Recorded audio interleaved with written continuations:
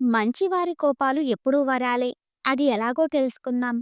కోపం ఒక మానసిక వికారం. పరిస్థితులు మనకు అనుకూలించనప్పుడు, అహంకారంతో కళ్ళు నెత్తికెక్కినప్పుడు, అసమర్థతతో మన పనులు చేసుకోలేనప్పుడు మనసు కలత చెందుతుంది. తత్ఫలితమే కోపం. మనసును స్థిరపరుచుకొని కోపాన్ని దిగమించుకుంటే ప్రమాదం లేదు. అది అదుపు తప్పితేనే ముప్పు.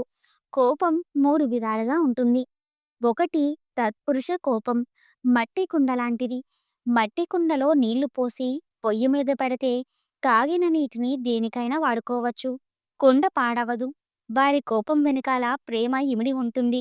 అల్లరి చేస్తే, పాఠాలు వినకపోతే ఉపాధ్యాయులు పిల్లల్ని దండిస్తారు. వాళ్ళు పిల్లల శ్రేయస్సు కోసమే కోపడతారు గాని వేషంతో కాదు.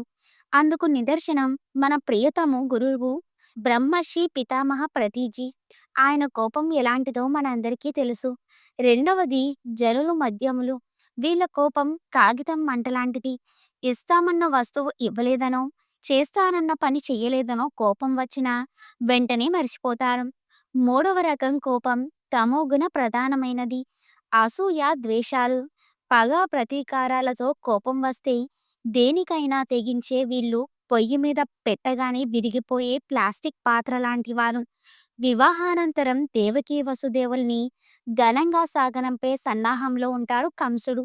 అంతలో నీ సోదరికి అష్టమ గర్భంలో పుట్టే బిడ్డడే నీ పాలిట మృత్యువు కాగలడు అన్న అశరీరవాణి మాటలు వినిపిస్తాడు.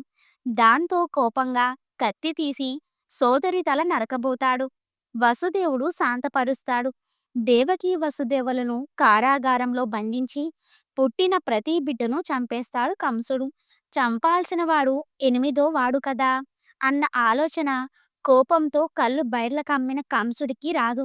నహుసునికి అనుకోకుండా ఇంద్రపదవి వచ్చింది కాబట్టి సతీదేవి తన భార్య కావాలన్నాడు. సతీదేవి బ్రహ్మతో మొరపెట్టుకుంది. బ్రహ్మ ఉపాయం చెప్పాడు. మునులు నిన్ను పల్లకీలో మోసుకుని వస్తే నీ మాట వింటానన్నది సతీదేవి. మునులను బోయిలుగా చేసి సతీదేవి దగ్గరకు పయనమయ్యాడు నహుసుడు. మధ్యలో పల్లకిని సరిగా మొయ్యలేదని అగస్త్యుణ్ణి కాలితో తన్ని శాపానికి గురయ్యాడు. కొండ చిలువై చచ్చాడు. అందుకే కోపాన్ని కాపురుష లక్షణంగా అభివర్ణించింది మహాభారతం. కల్మషరహితులు, సత్వగుణ ప్రధానులైన మహాత్ములకు కోపం వచ్చినా మంచే జరుగుతుంది. నిషాదుడు కామమోహితమైన క్రౌంచ పక్షుల జంటలో ఒక దానిని వధించాడు. చూసిన వాల్మీకి గుండె శోకత్తమైంది. జంటను వేరు చేసిన నీకు అపకీర్తి కలుగ్గాక అని శపించాడు. వాల్మీకి నోట వచ్చిన శాపం శ్లోకమై రామాయణమైంది. కుబేరపుత్రులు నలకుబార, మణికందరులు యక్షకన్యలతో దిశమొలలతో నదీ స్నానం చేస్తుంటారు. నారదుడు అక్కడికి రాగానే కన్యలంతా గబగబా వలువలు ధరించి నారదునికి ప్రణామాలు చేస్తారు. నలకుబార, మణికందరులు అలాగే వడ్డుకొచ్చి నారదునికి నమస్కరించకుండా నిలబడతారు.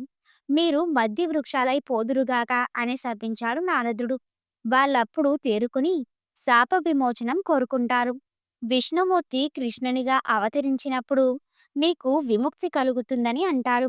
బాలకృష్ణుడు రోటిని ఆ చెట్ల మధ్య నుంచి ఈడ్చుకు వెళ్ళినప్పుడు అవి కూది వారికి శాప విమోచనం అవుతుంది. మహాత్ముల కోపం మంచినే కలిగిస్తుంది. మనసు నిర్మలమైతే అందరూ మంచివారే. మంచివారి కోపాలెప్పుడూ వరాలి.